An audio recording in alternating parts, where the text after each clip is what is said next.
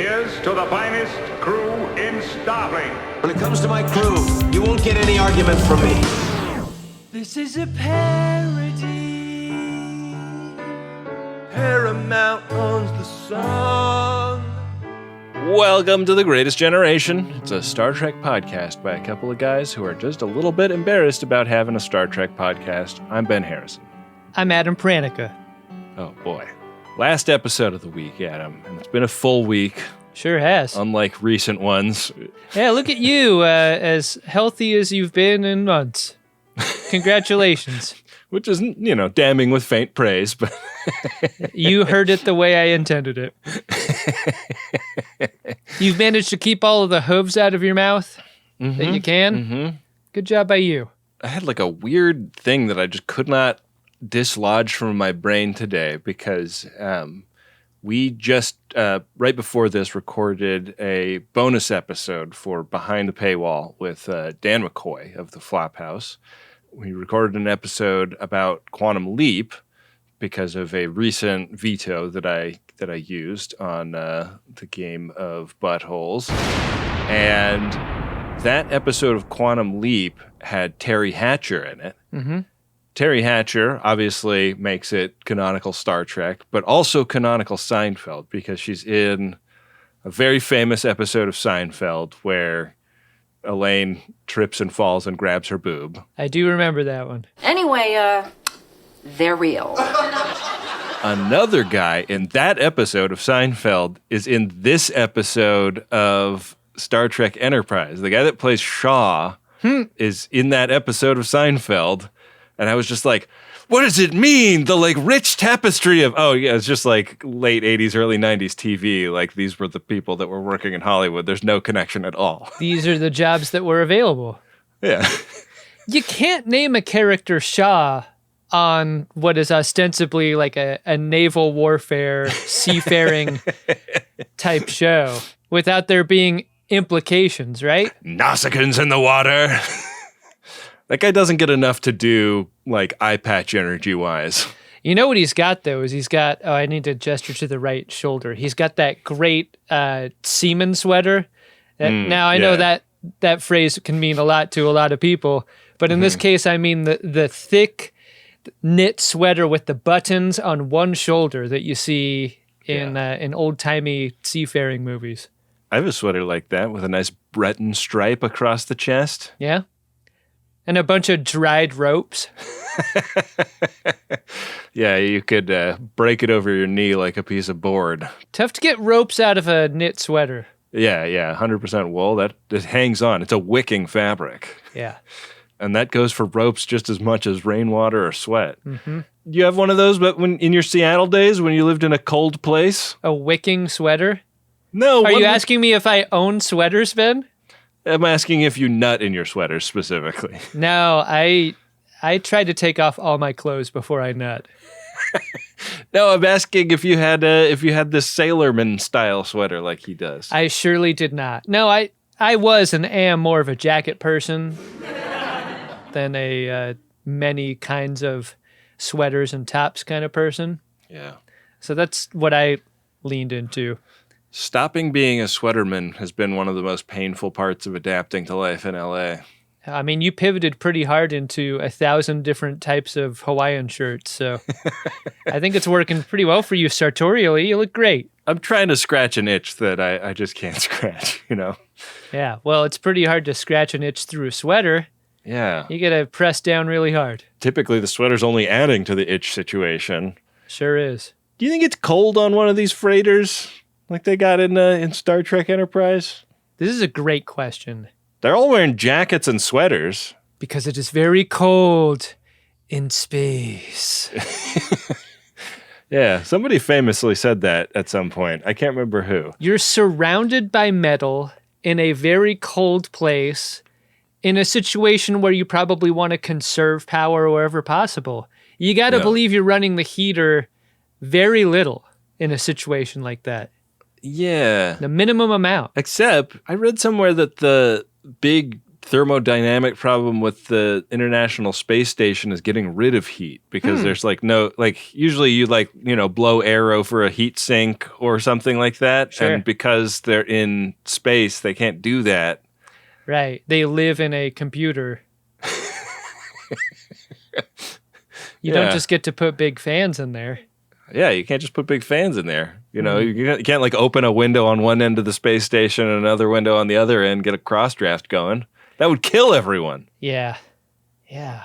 But when you touch the wall to a space station, or in the future, as in this episode, that wall is going to be cold, right? Mm-hmm. Yeah. Wouldn't you think? And then you move your hand across and you wipe the ice crystals away, and there's a cryogenic person in there. There's a time travel man in that thing. Yeah.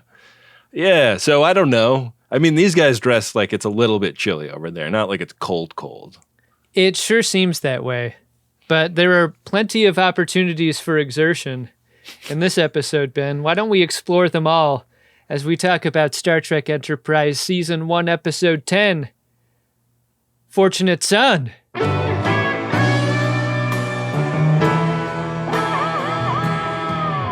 It's a LeVar Burton episode. Sure is. And in our opening sequence, we get maybe the scene of the most fun that we get the entire episode. Yeah. We're playing long toss in one of the cargo containers of this freighter ship. And it is so much fun to play because the gravity is only really stable on either end. So once you wing a football across, that thing is floating slowly and nicely across. You don't really even need to throw a perfect spiral, which is kind of what I was hoping for in this scene. Like the wind cutter turning football. But there's no wind in this room either. Yeah, if Matthew Ryan was like pretty bad at this, but the captain was like, he's a good kid, and I do want somebody to toss with. When you're playing catch with an old, a zero gravity or low gravity environment's probably great for them. Yeah. I doubt you could throw the ball 10 meters on Earth. One more reason not to go. It seems like a really nice hang. Made me wonder, like, this is a football, and, like, Ben Sisko was, like, such a weirdo for liking baseball in his era, a couple hundred years to the future of this, what we're watching. Is football still a going concern, or are these also weirdos? Like, they like an ancient sport that nobody knows anything about anymore? Professional football is the most popular sport in the world. And I presume it will be henceforth. You can speak to us normally. That's what I think. I think you got the wrong kind of football here, my friend. Oh.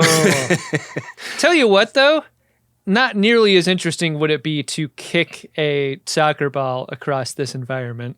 Yeah, that would suck. Yeah, that's not looking as cool at all. Well, they get a banger and they learn that their ship is at danger of getting relegated by Nausicaans. And God, I just barely understood that reference. I'm so glad you took just the smallest pause around that one word. It allowed me the precious moment necessary for like the gears to click in my brain. Yeah, behind the joke, me too. I was like, what is one specific thing I can think of in this moment? Yeah, you talk about a red alert. This is a red card. Yeah! Woo!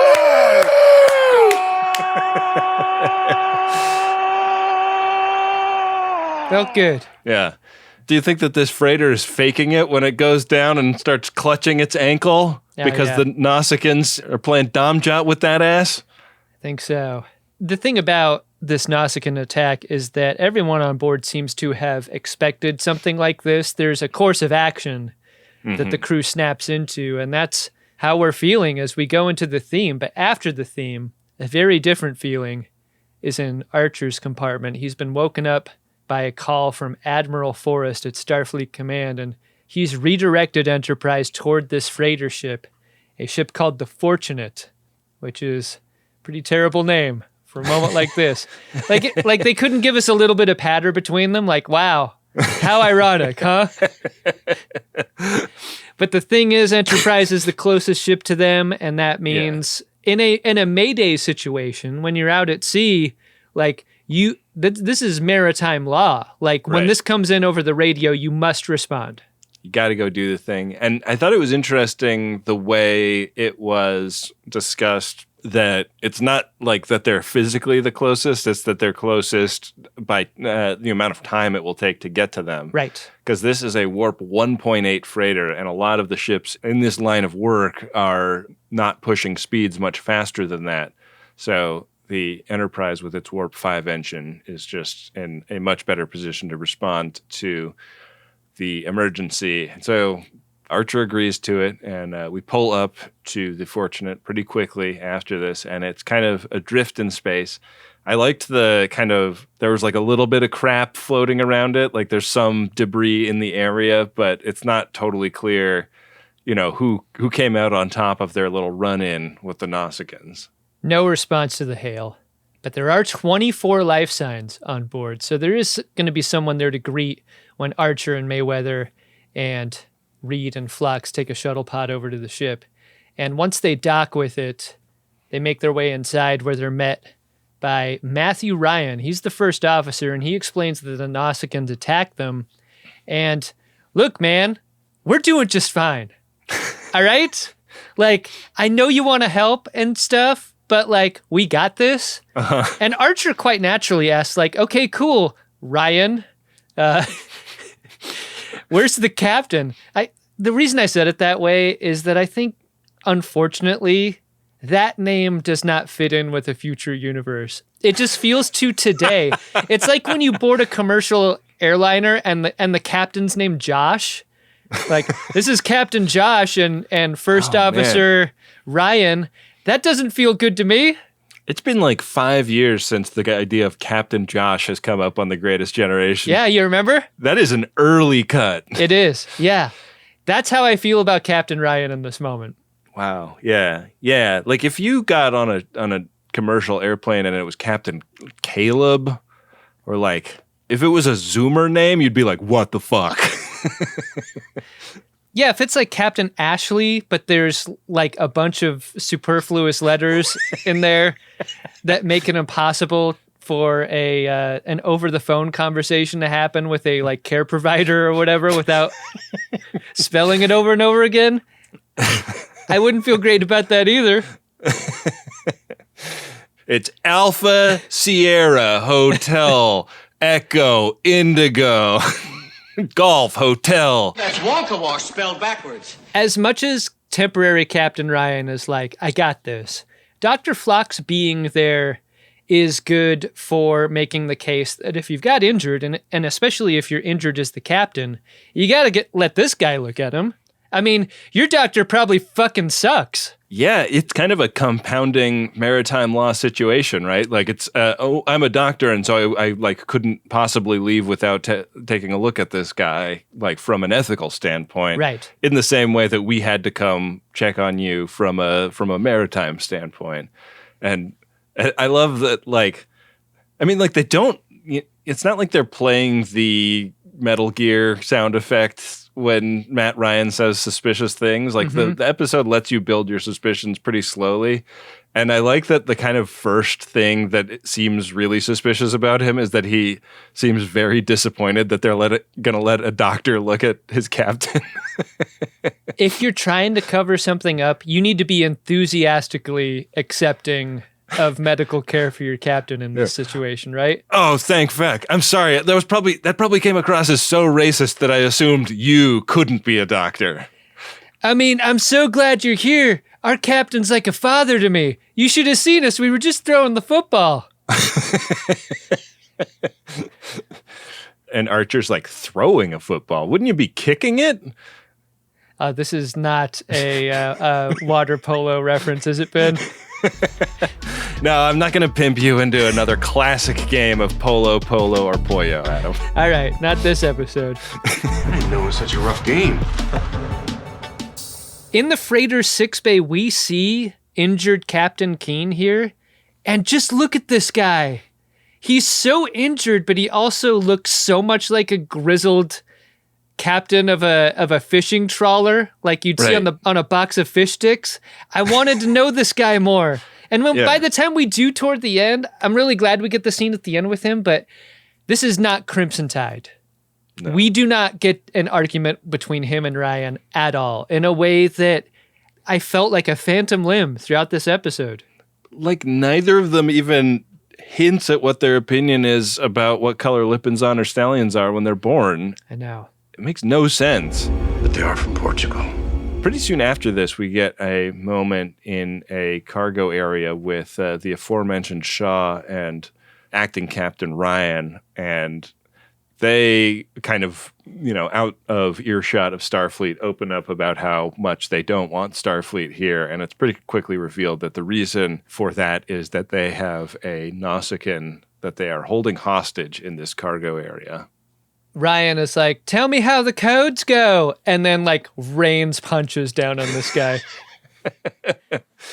Yeah, it's fucked up. Which is a weird time to do bits, right? You don't do bits on fists.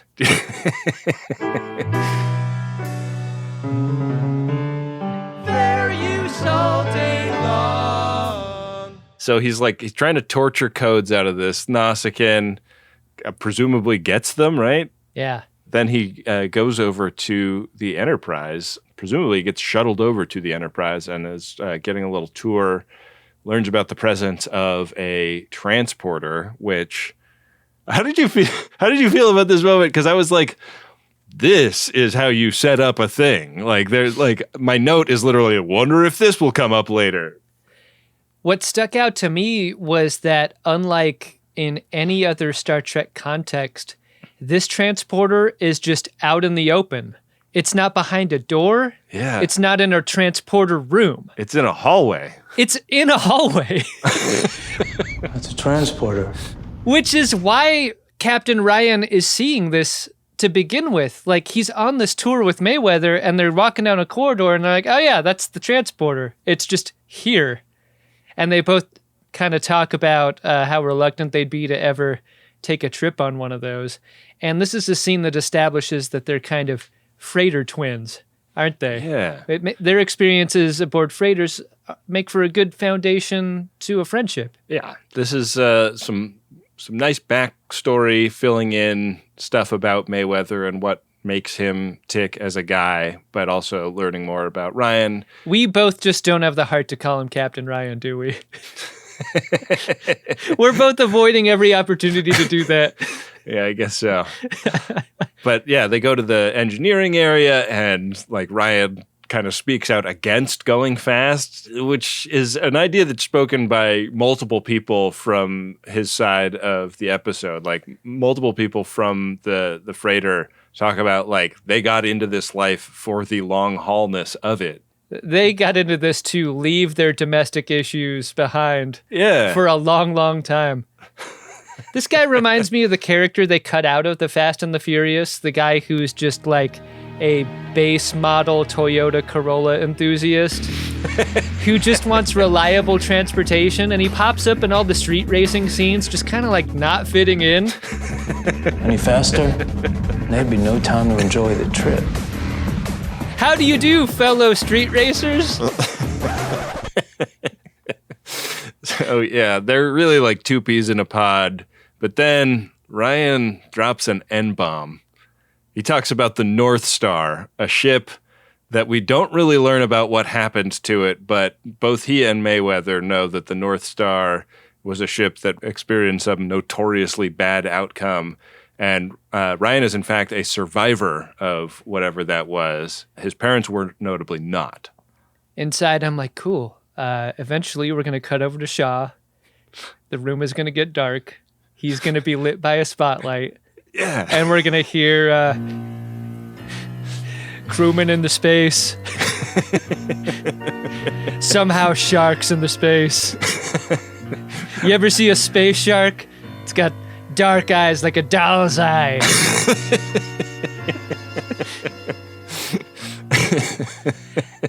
Did you clock the meals that these two old freighter dudes got? Ryan gets the steak and potato and broccoli. I keep doing that by accident at a cheesecake factory. And Mayweather gets fried chicken and mashed potatoes with a side veg. And Mayweather brings it up again, how great the ship's chef is, and how this has got to be an under siege situation. How could it be anything else? We're going to meet this guy when we absolutely are at our most desperate. Right. And he is going to kick all the ass. Right. I mean, it's either an Under Siege or a Red October. There are no other potential outcomes, right? This is like the one moment, like as cool as this character that we've not seen appears to be, Ryan and Mayweather appear to be heading toward a friendship breakup because they do not see eye to eye in the class structure of freighter ship folks and the Starfleets. Starfleets are kind of like you've sold out if you've joined Starfleet. It's kind of Ryan's position. Yeah, it's like brain drain. Like, there's kind of a concern that all of the best people from the freighter world are going to be wooed over to the sexy Starfleet world. And then the freighter people are going to be stuck with a bunch of bozos that don't know what they're doing. And Ryan hates that. Like, he really makes his identity of this life that he has chosen for himself, despite how fucking horrible it sounds like it has been for his family.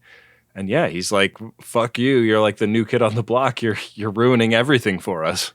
Mayweather spits out a piece of Starfleet boot leather into a napkin, like secretly, and kind of like puts it under his seat. Food's not bad.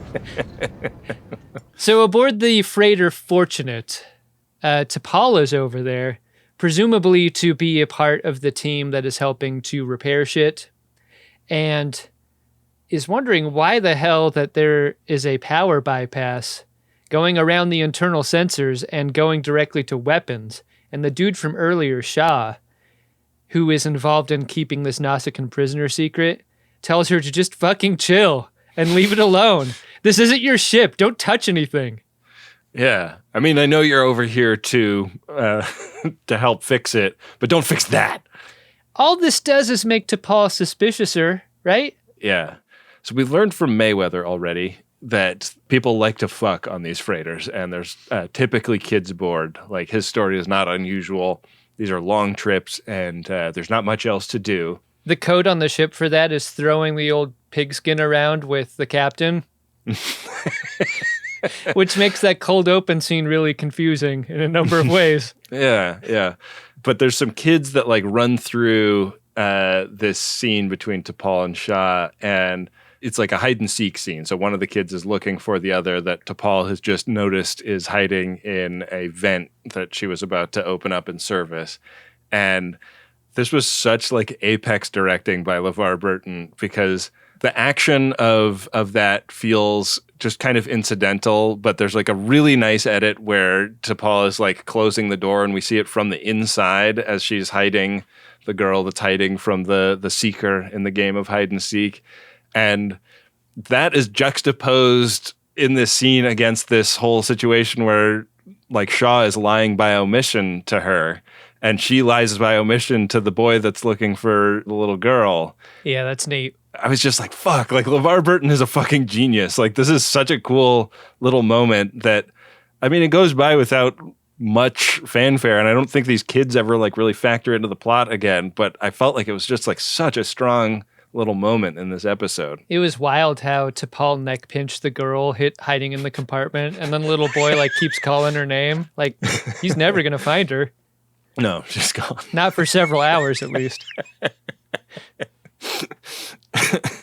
Hey, do you think there's a non-zero chance that kids playing hide and seek would ever do so in the cargo bay area where a Nausicaan is getting the shit kicked out of him? I might maybe put a rule against playing any hide and seek until this whole situation ends. Yeah, they're just like traumatized and carrying that image with them for the rest of their lives. Like this guy that was like tied up and beaten to a bloody pulp. Yeah.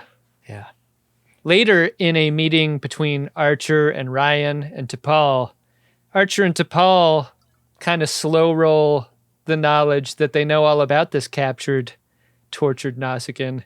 And boy, does Ryan play it off for a long time. He really does. A long time. Yeah, he tries to claim that this is a stowaway initially, which was not persuasive to them. But, I mean, a fair think on your feet situation by him. Yeah. Like, I kind of admired it. Archer wants to talk to this Nausicaan, and Ryan claims that Archer doesn't have jurisdiction. This is a freighter ship. You're a Starfleet captain. What the fuck? Like, whatever. And Archer's like, okay, that's cool. I guess we'll take back all of the replacement parts that we've put on your ship and undo all the repairs that we've also done. And also, T'Pol is going to unneck pinch that little girl in the compartment. Yeah. Bring her back to life. Everything is going back to the way it was when we first showed up. Yeah. You wouldn't do that. Watch me. And this is enough to presumably make Ryan capitulate. We cut over to the Fortunate, and Archer is being shown to the Nausicaan prisoner. But that's not a Nausicaan prisoner. It's Shaw, that hench from before, right? Yeah. And he's got the big phaser. Yeah, and this turns into a firefight where Ryan and the hench are able to lay down enough fire to escape from the cargo area, but not before shooting the wall and creating a little leak. I like that part where Shaw turns to the acting captain and is like, "Careful, Ryan. Not everything in here reacts well to phaser fire."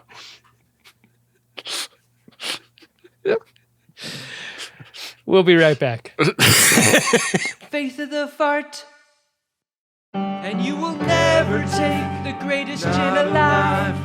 Ben would rather die. What?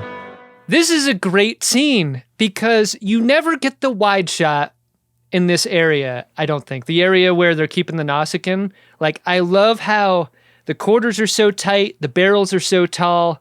Like, you can't really get a sense of where the fire's coming from or where it's going. It's great for allowing these two characters to escape. And when they close the door behind them, I think they just pull a lever on the other side and this thing starts floating away from the ship.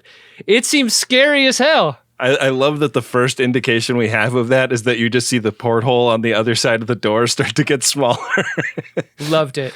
It's like the escape pods from Spaceballs. It's that kind of effect. Absolutely. LeVar Burton directed the shit out of this episode. And he directed the shit out of Spaceballs. Yeah, he's so good at that. So when Ryan undoes the cargo container, what does it do, Ben? It floats away. And when do we start training for that? I've had Armageddon on my mind lately. You really have. I really thought that this was going to be a moment where the freighter crew just come up right against their own hubris, because I was like, they will just beam them out of there because like they established the transporter earlier and they will be on top of them before they know it. But no, like they punch Enterprise in the nose. Enterprise fires a torpedo at them, but they go to warp before it hits them.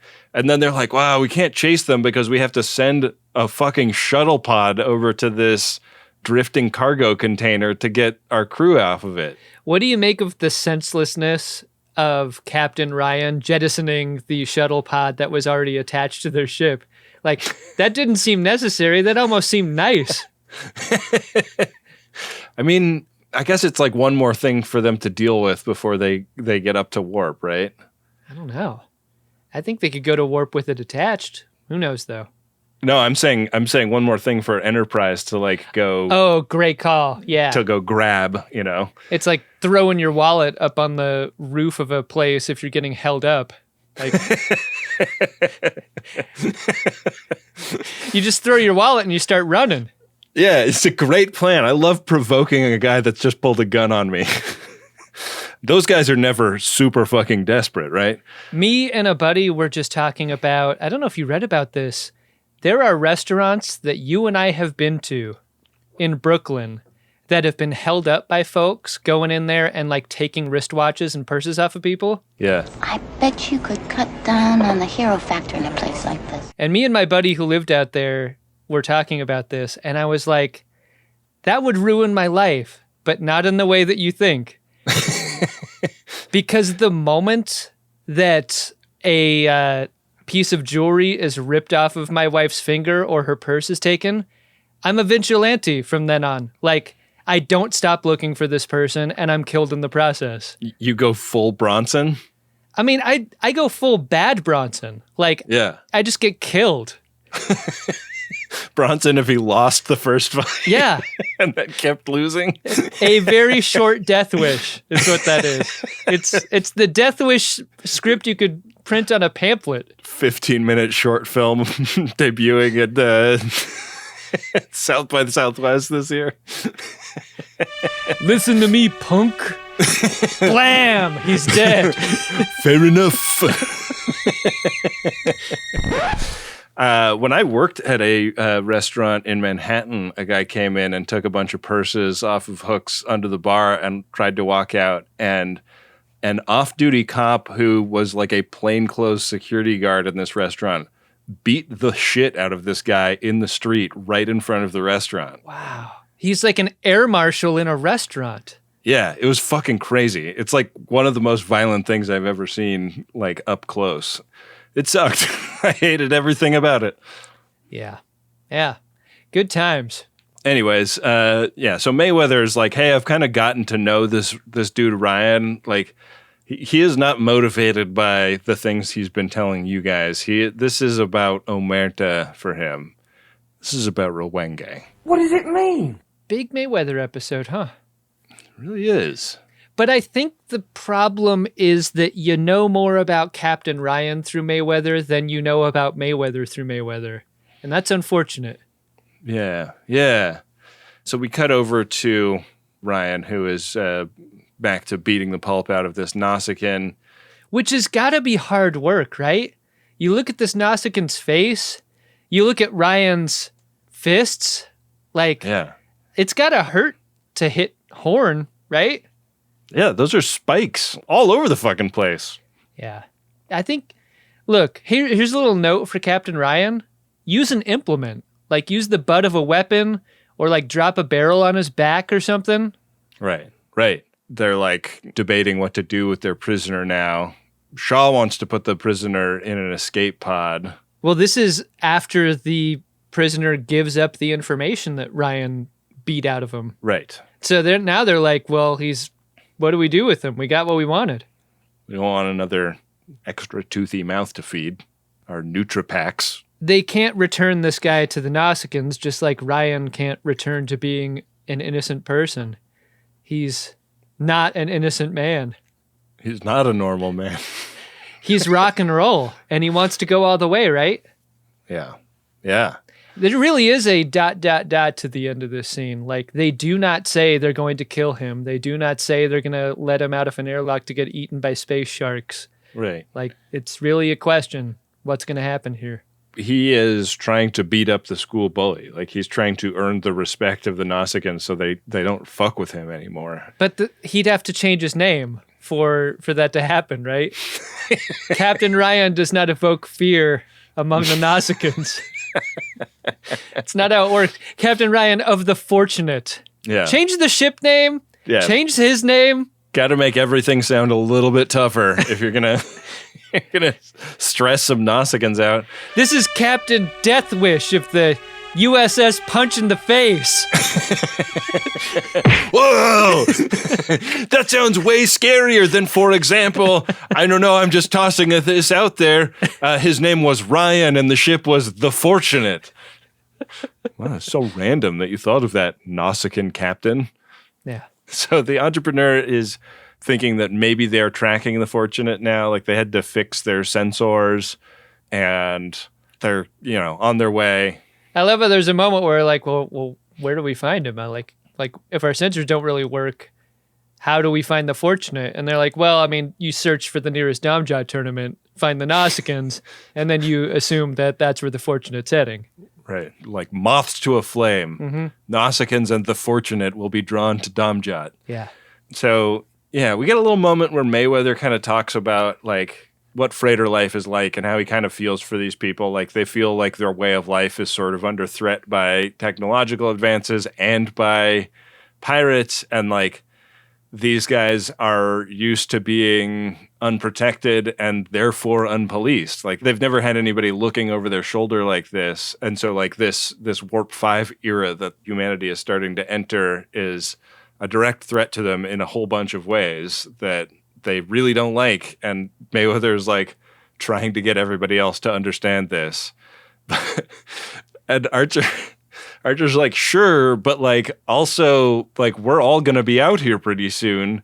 We can't be acting like this. Like if we let guys like Ryan just go do what they want to the Nausicaans, everybody's gonna be like, the humans are assholes, kill them whenever you see them. Tough spot. Hard to know who to get behind, really. Yeah. Really hard.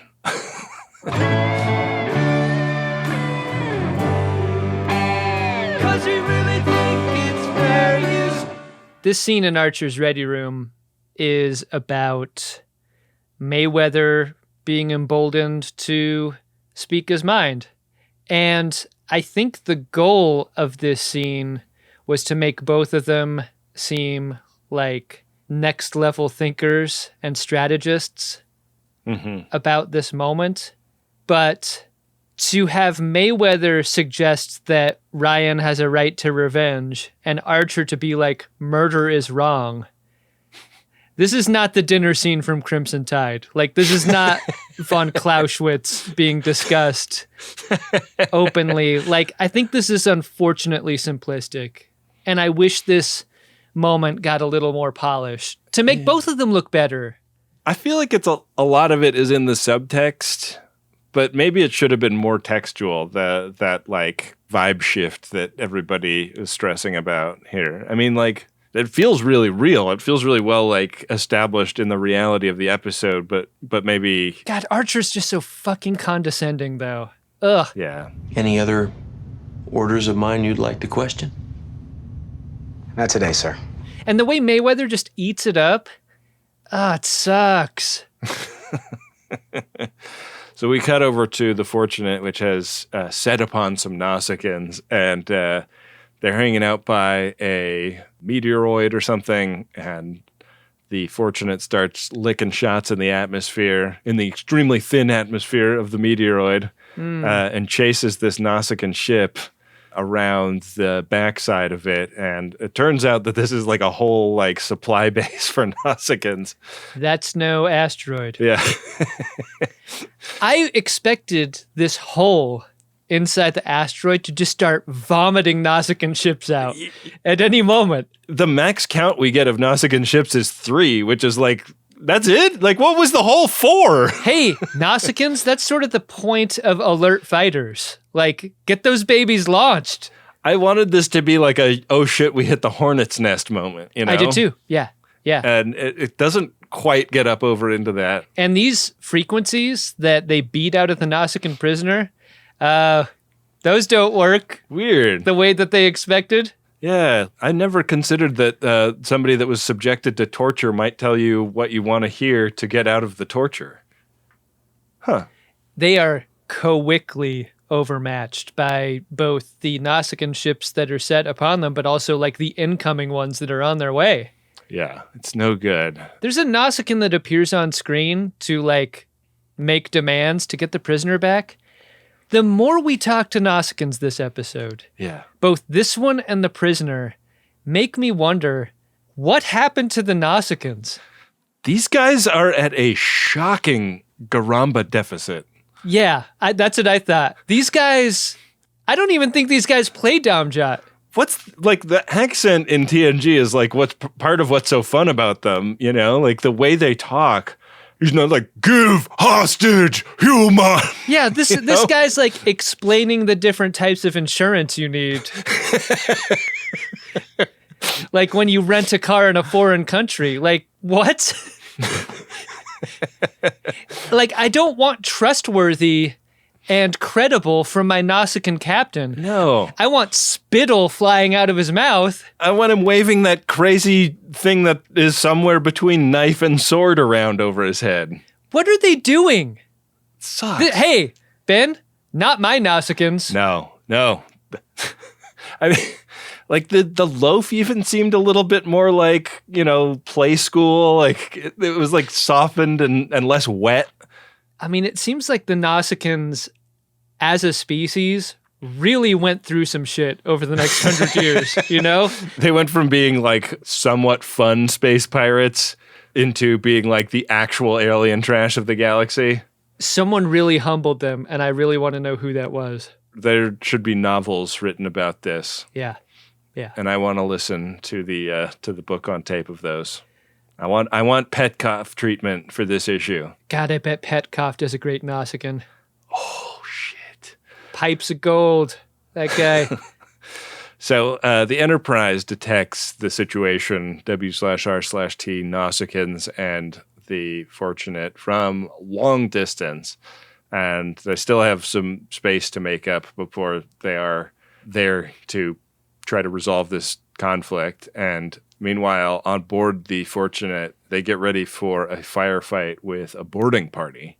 Captain Ryan's like, all right, go to the weapons locker. Let's start handing out guns to the crew. And I'm in my head like, you're going to just hand guns out to the 23 folks, many of them children, to have them fight against a boarding party of undetermined numbers. Yeah.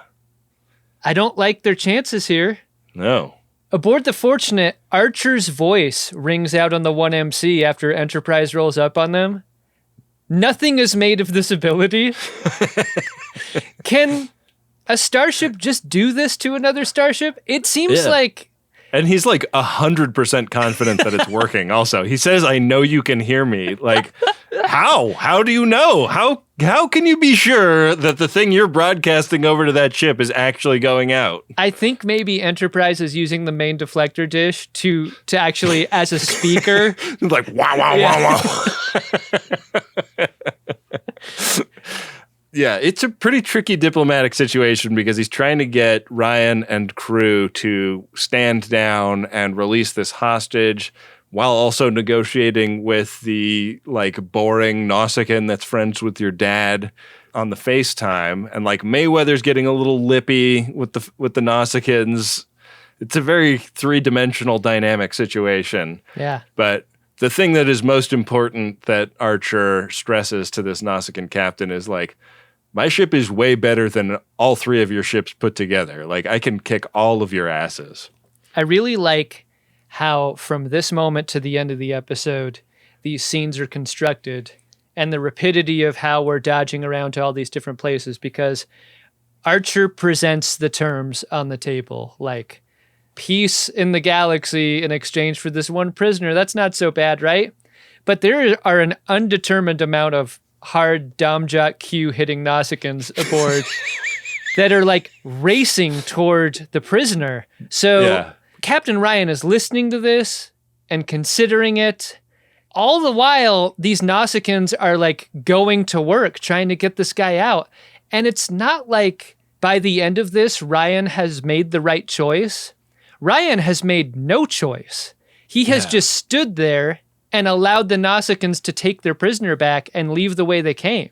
What'd you think of that? Yeah, well, I mean, like, he's also, like, negotiating while in a firefight. That's a bad time to negotiate. Yeah, it's like he doesn't have the bandwidth to, like, really make a decision almost. I mean, a captain would be able to multitask like this. First Officer Ryan is going to have a difficult review period. He sure is. When his promotional time comes up. I did like Mayweather getting involved here and like saying like this is going to make things way worse, not just for you, but also for like other freighters, like people you've never met are going to like get blowback from whatever you think you're doing here. And that does seem like it's starting to click into place for Ryan. I wish they could do a little bit less of the Mayweather pipes up and surprises himself with the pipe up moment that seems to happen in most episodes. Like, I want his character to be a little more sturdy and sure of himself. Yeah. Like, he belongs there. Act like you belong there. I mean, like, they talk about this. Like, we have more, like, logged hours in space than most Starfleet captains. Yeah, I agree. I think that that's something that they need to put away. But the prisoner gets given to the Nausicaans, and everybody stands down. And we get a little moment in 6 Bay where the freighter captain like has woken up after all of the excitement is over, and it's like a recognized game between him and Captain Archer, and a little update on what happened to Ryan after all of this. This guy this Captain Keen kind of steals the show for me.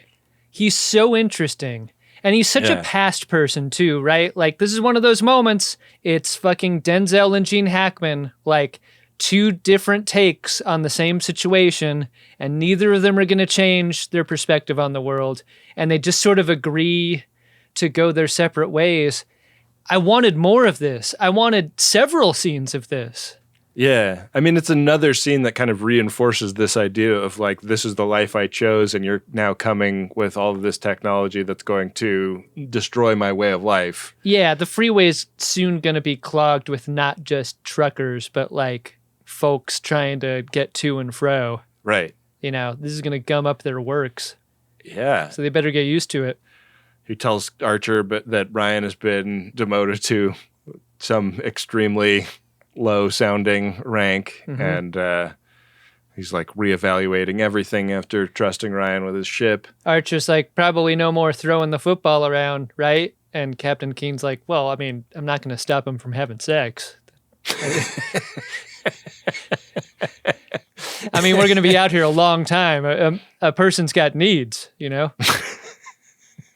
Many times this leads to children being born because we apparently don't have an adequate supply of rubbers on these freighters. Look, even if he's confined to quarters, he can throw a football to himself. And that happens all the time. Yeah. You've heard of punching the football, right? Yeah. You like this episode, Ben?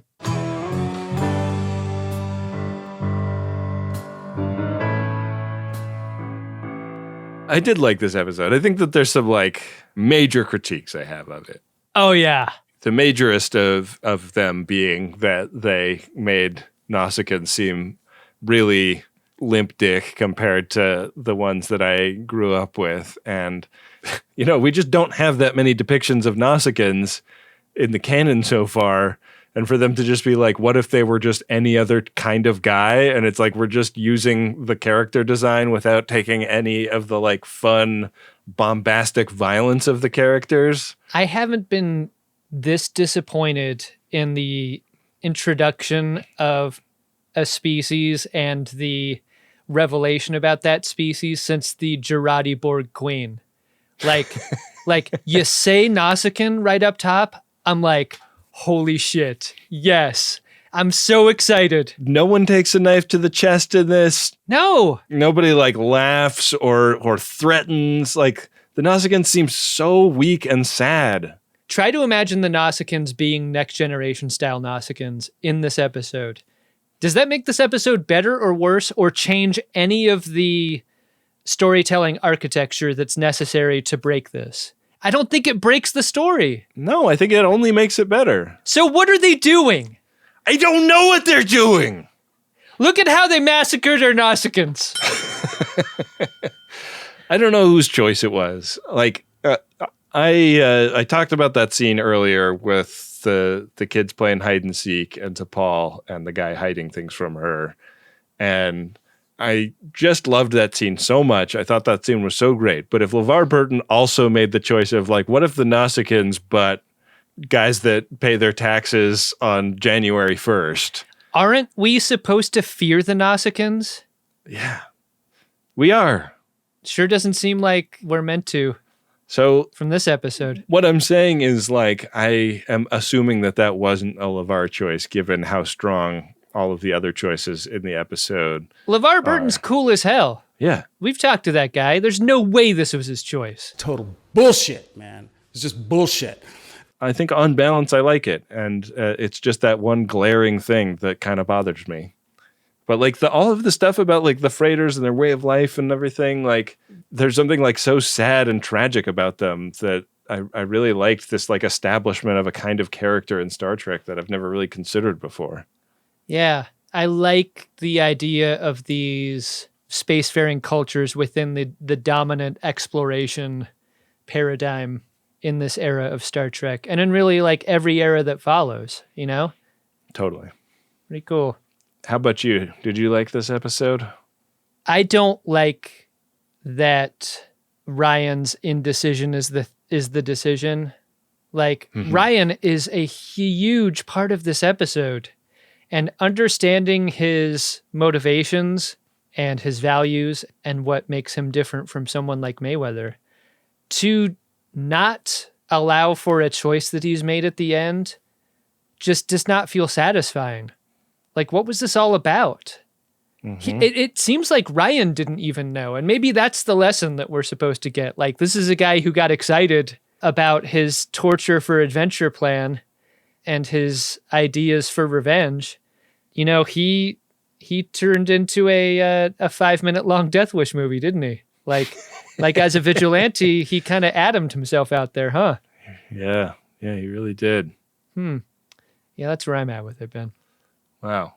Interesting take. Do you want to see if there's anything interesting for us in the Priority 1 inbox? Yeah, let's see if these ones can finish the job. Priority 1 message from Starfleet coming in on secured channel. Need a supplemental income. Supplemental income? Supplemental. Supplemental. Yeah, it's extra. The interest alone could be enough to buy this ship.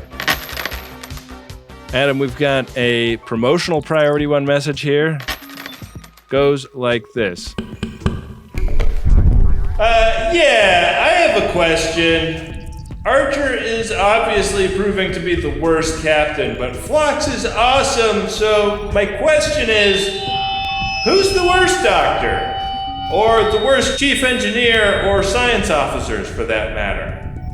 I'll take my answer on the other side of this convenient pane of glass with the Dream Team.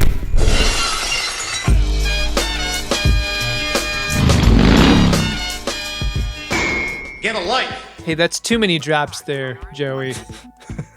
You know, you did throw in for the promotional Priority 1 message, but, like, come on. Be reasonable. Yeah.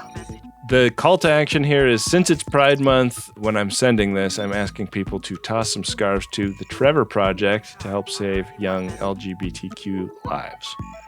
Thanks, Joey. So we have a question in the form of a P1 here. Who's the worst doctor?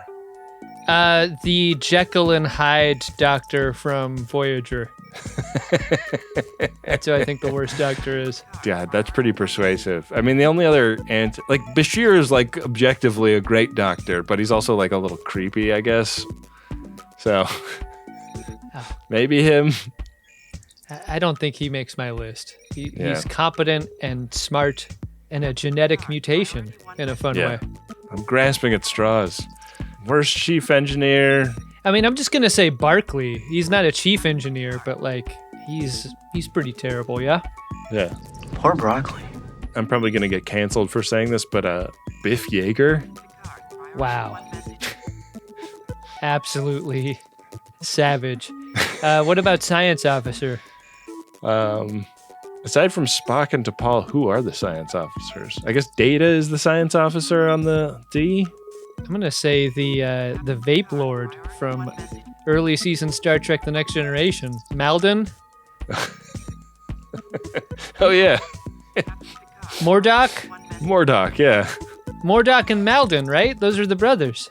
Yeah, something like that. They got my vote. Yeah. What were they good for? Standing around vaping. That's what. Yeah. Ben, we have a personal Priority 1 message here from Matt to Jason. Their message goes like this. Hi, Ben and Adam. I'm writing to thank you for coming to Salt Lake City. The last tour. I had a great time talking to you at the VIP and seeing the show with my twin brother, Jason. I want to tell him I love him, and I'm so glad we've always been not only brothers, but the best of friends. I'm stoked for Enterprise. It'll be my first watch through. How about that? I like the idea of a bunch of Star Trek fans who have never seen Enterprise going on this mission with us. Yeah, and I like the idea of there being somebody that's like in, a server room in the basement of some building at Paramount, looking at some statistics going like, what the hell? This can't be right. A bunch of people are watching Enterprise? Ben has, as someone who has interacted with the Paramount Plus application and with the Paramount Industrial Complex at all, do you think anyone is paying attention to anything having to do with technology? I like the idea of this fictional guy. Let me have my fictional guy, Adam. Have your fictional guy, Ben. I'm sorry. We have a Priority 1 message here from Chris, and it's to Wynde Priddy, and it goes like this. Nice work, Wynde. Really nice. Your contribution to the podcast is noticed, appreciated, and appreciated. Cheers. Huh. Hell yeah. Hey, Wynde, can you edit that to make it sound like I said noticed and appreciated twice in a row? I just think it would be kind of like a weird little thing that would be fun. That's how good Wynde is. Do people out there listen to this show and not think that we tell Wynde this all the time? I would be horrified if anyone thought that we didn't give her flowers the way that she deserves them for almost single-handedly getting this show over the finish line. That's true. Yeah. I mean, I think we do it a lot, but it's never too much. Yeah, you know? Sure isn't. Yeah. So whether or not your message is about deciding who the worst of the worst are in Star Trek, or a nice thing to say to a family member, or a nice thing to say to our producer, you can go over to MaximumFun.org/Jumbotron, write a couple of words. You're going to hear them come out of our mouths. Great way to support the show, huh, Ben? Sure is. Hey, Adam. What's that, Ben? Did you find yourself a drunk Shimoda? Incredible. Drunk Shimoda! I didn't think this would be them, but I think we've talked our way here. It's Captain Ryan. Captain Ryan, I mean, not only for his name, but just... You can't give the guy motivation the entire episode and then remove that motivation and he's just like staring at his prisoner getting taken away. Yeah. Bizarre. Ryan's my drunk Shimoda. What about you? Sounds like he winds up not dissimilar from Icheb's brother, you know? Yeah. Like, Hey guys!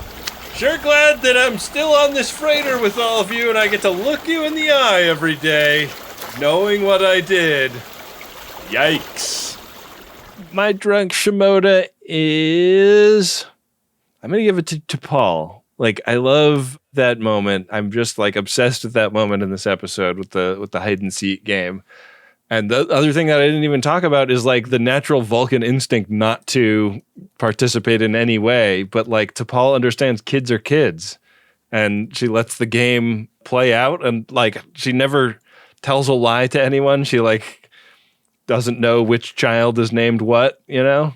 Yeah, I think T'Pol gets it for me this episode. Weird that she didn't walk out of any rooms in a noticeable way on episode 10. Yeah, so it's not... Maybe they were trying to make time. It's only 90% of episodes that she does that. Yeah. Face of the fart. Well, 100% of the Greatest Gen episodes, we've got to figure out what we're going to watch next time. That is true, Adam. Next episode is Season 1, Episode 11, Cold Front. While Enterprise joins an alien pilgrimage to witness a religious stellar occurrence, Archer finds himself again faced against the Suliban warrior Silic. I am shocked to hear the name Suliban. I had forgotten them. Yeah, they're going to be a thing. And a thing as well is the Game of Buttholes, The Will of the Riker, Quantum Leap, where our runabout is pulsating on square 27 right now. I'm going to roll the 100-sided die and figure out what, if anything, we will be doing during the next episode, Adam. You're required to learn as you play. Roll. I hit something, Adam, no. I hit something big. Oh, no.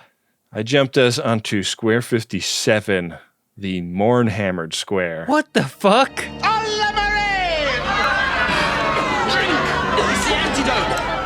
Out of nowhere. Out of nowhere. It could just happen at any time. Wow. Next episode, we will be revisiting the Suliban and revisiting the Power Hour, wherein Adam and I take a shot of beer every minute for 60 minutes while attempting to talk about Star Trek.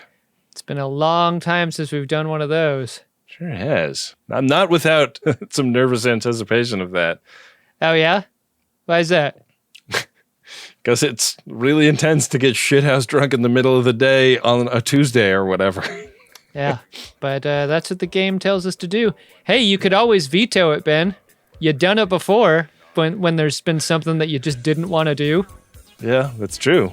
You've never done that. Just not done a thing because you didn't want to do it on the show. I know. That's something only I've ever done. It's true. The only time I can remember, anyway. Yeah, unless you have other plans. Next episode will be a power hour. All right, let's clear our schedules. Yeah. For that. Oof. All right, well, that's coming up. We got a lot of people to thank, Adam. Got to thank the Friends of DeSoto who support us at MaximumFun.org/join. Your monthly support makes this all possible and earns you bonus episodes every month. Yeah, look out for a recent bonus episode with our buddy from the Flophouse. Yeah, Dan McCoy sat in and recorded a Quantum Leap episode with us. It's a ton of fun. And he loved it. We got to thank Wynde Priddy, editing and producing all of this crap. We got to thank Rob Adler, who runs all of our social media at Greatest Trek and has been editing great video for our YouTube channel. Follow us on YouTube if you're not already doing so.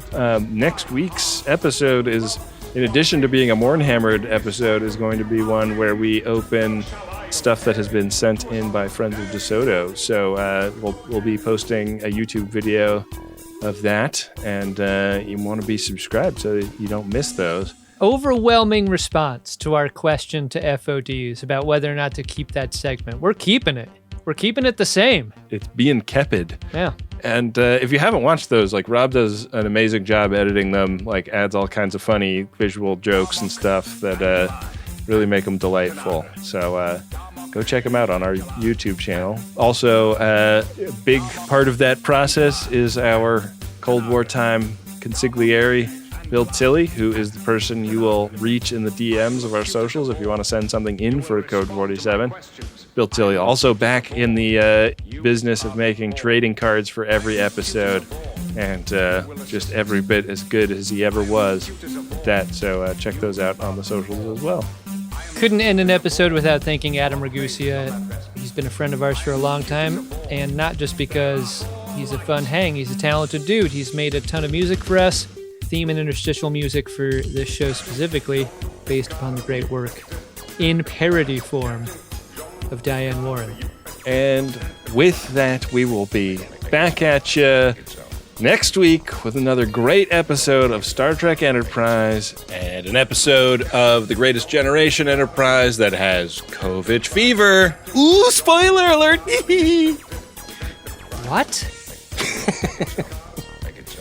I'm gonna get drunk. Make it so.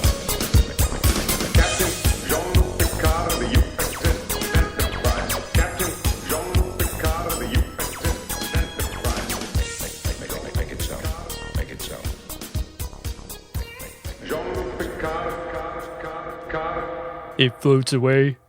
Do you want me to say that? Sure.